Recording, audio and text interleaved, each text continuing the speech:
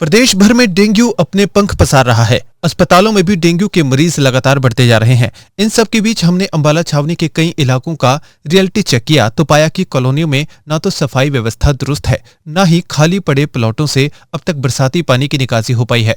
जिन प्लॉटों में पानी खड़ा है उनमें काई जमी है। मच्छर और अन्य कीटाणु इन प्लॉटों पर मंडरा रहे हैं, जिससे कभी भी डेंगू जैसी घातक बीमारी फैलने का खतरा स्थानीय निवासियों के सर पर मंडरा रहा है।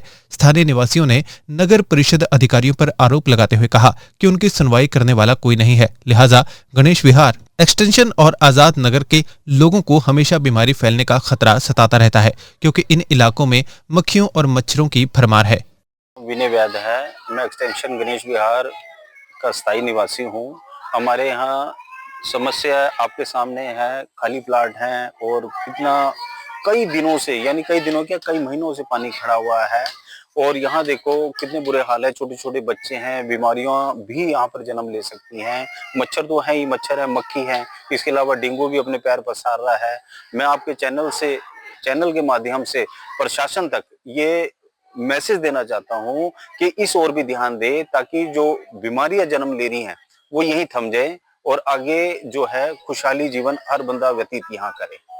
क्या यहाँ पर प्रशासन के द्वारा फॉगिंग की गई है? नहीं जी, फॉगिंग नहीं यहाँ पर हुई है, जबकि सुनने में आता है कि आसपास की गलियों में, वार्डों में, सभी में हुई है। हमारे यहाँ कोई भी यहाँ पर आके नहीं देखता जी। सिर्फ चुनाव के दौरान ही सारे कैंडिडेट यहाँ पर आए थे, उसके बाद जीतने के बाद भी यहाँ पर जो हमारे स्वास्थ्य मंत्री भी रहे हैं, अब वो कैबिनेट मंत्री, अपना ऊर्जा विभाग और अपना परिवहन मंत्री हैं, उन्होंने भी आके एक बार यहाँ नहीं देखा कि भी मैं अपने हालात यहाँ की आके देखूं, वार्डों के भी क्या हालात है। चुनाव से पहले तो आके देख रहे थे और कह रहे थे पब्लिक को भी, आपने मेरे पास क्यों नहीं आए। अब तो वो वार्डों में आके खुद उन्होंने देखा चुनाव के दौरान, तो आप आके क्यों नहीं देख रहे हैं।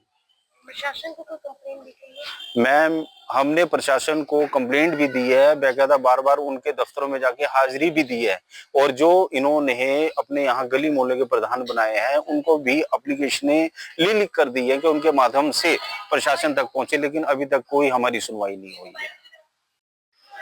मेरा नाम रुचि शर्मा है, मैं गणेश विहार एक्सटेंशन की निवासी हूँ। हमारी गली में 3 प्लाट हैं और तीनों प्लाट में काई वाला पानी इतना भयंकर रूप से खड़ा हुआ है ना, बरसात जब से आई थी तब से लेकर आज तक वो पानी कंटिन्यू खड़ा है।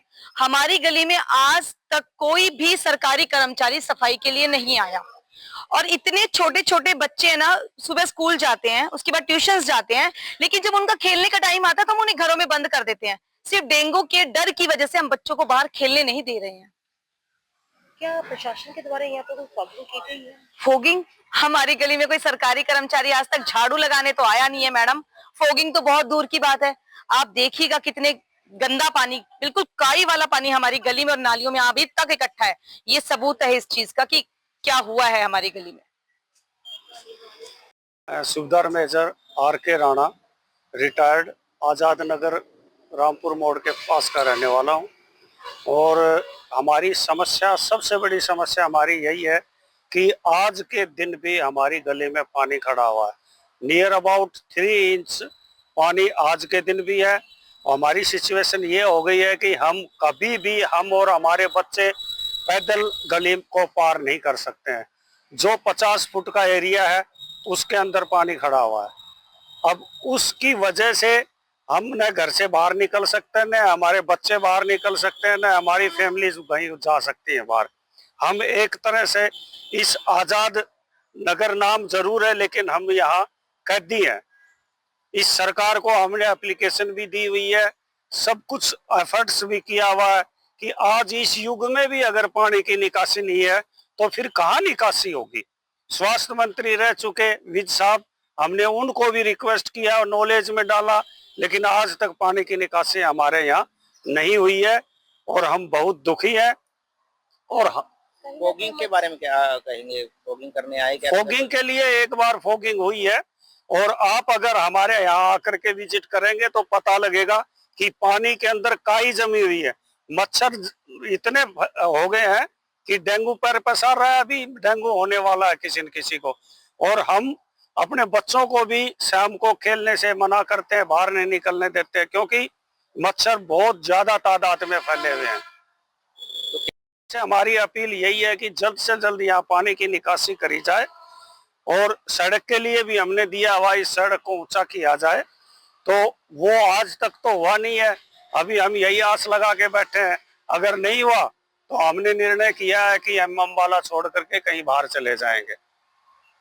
छावनी के इन इलाकों के रियलिटी चेक करने के बाद हमने नगर परिषद के chief sanitary inspector Vinod Beniwal से बात की तो उन्होंने हमेशा की तरह रटा रटाया जवाब दे दिया कि जहां जहां पानी खड़ा है वहां काला तेल छिड़क दिया गया है और फॉगिंग जारी है। लेकिन चीफ साहब को चाहिए कि वह स्थानीय लोगों द्वारा मीडिया को दिए गए बयानों की तरफ गौर करें और इन इलाकों में तुरंत साफ सफाई, पानी की निकासी और फॉगिंग जैसी सारी सुविधाएं तुरंत उपलब्ध करवाएं।